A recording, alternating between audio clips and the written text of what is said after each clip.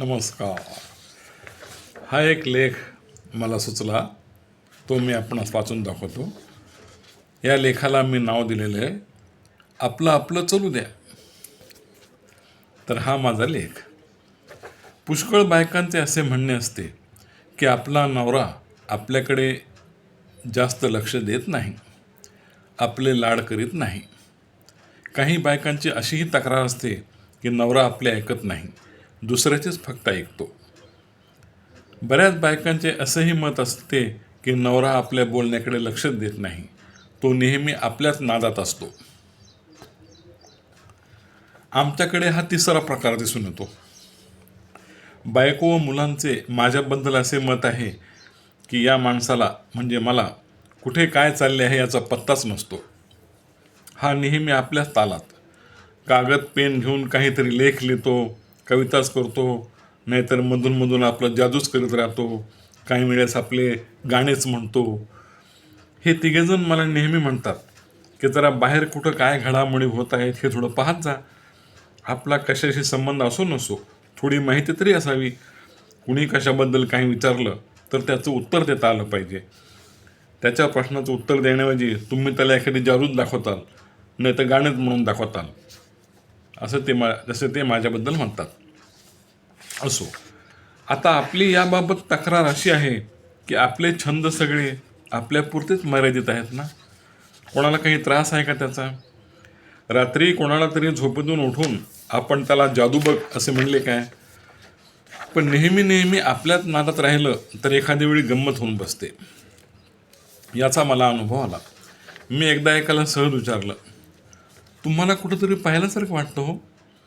तर त्यावर तो उत्तरला, अहो कुठंतरी म्हणजे मी तुमच्या बाजूच्याच कॉलनीत राहतो, आपली रोज भेट होते, माहीत नाही का? ते ऐकल्यावर मी गुपचूप तिथून निघून गेलो. असो, एकदा मी नेहमीप्रमाणे कागद पेन घेऊन आपले साहित्य लिहित बसलो होतो. मध्ये थोडा वेळ थांबून विचार करू लागलो. तेवढ्यात बायको म्हणाली, काय लेख लिहिणं चालू आहे वाटतं, कसला विचार करीत आहात? जमिनीवरच आहात ना, का चंद्रावर गेलात? तर मी म्हणलं, नाही मी जमिनीवरच आहे. कशावर लेख लिहायला? बायकोनं विचारलं. मी म्हणालो, नाही, मी आपल्यास विचार करत होतो की संत तुकाराम सदेह स्वर्गात गेले, त्यांना न्यायला विमान आलं होतं. बायको म्हणाली, हो मग त्याचं काय? मी म्हणालो, त्यांच्यासाठी विमान आलं होतं, पण आपण बस स्टँडवर उभा टाकलो तर आपल्यासाठी साधं गेवरायला जायला लवकर बस येत नाही, त्याचं काय?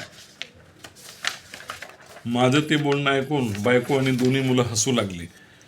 मला मात्र माझं काय चुकलं ते कळेना. आणखी एकदा असंच झालं. मी सहज माझ्या 2 मुलांना विचारले, अरे मागे टी व्हीवर एक जाहिरात दाखवत होते बघा. कसली जाहिरात? मुलांनी विचारले. अरे जाहिरात म्हणजे ते व्हिक्सच्या गोळ्यांची जाहिरात. त्यामध्ये असे दाखवले होते की एका वाघाचा घसा बसलेला असतो, तो व्हिक्सची एक गोळी खातो की लगेच त्याचा घसा मोकळा होतो, मग तो मोकळ्या आवाजात डरकाळी फोडतो. मग मुलगा म्हणाला, अहो बाबा, त्या जाहिराती तशा असतात एक एक. मी म्हणालो, असू देत, पण माझी शंका अशी की वाघाला व्हिक्सची गोळी खायला दिलीच कोणी? का वाघाने स्वतः मेडिकल स्टोअरमध्ये जाऊन व्हिक्सची गोळी विकत घेतली? माझा प्रश्न ऐकून मुले तिथे थांबलीच नाहीत, लगेच निघून गेले. मग बायको मला म्हणाली, वा बरं आहे बाई तुमचं, तुम्हाला करमुळकेचा काही प्रश्नच येत नाही. कुणी काही म्हणो, तुमचं आपलं चालू, तुमचा आपला छान वेळ कटतो. एका दृष्टीनं बरं आहे ते, आगो भानगडे नाहीत. चला जा आता बाजारातून भाजी घेऊन या आणि मग बसा लिहित.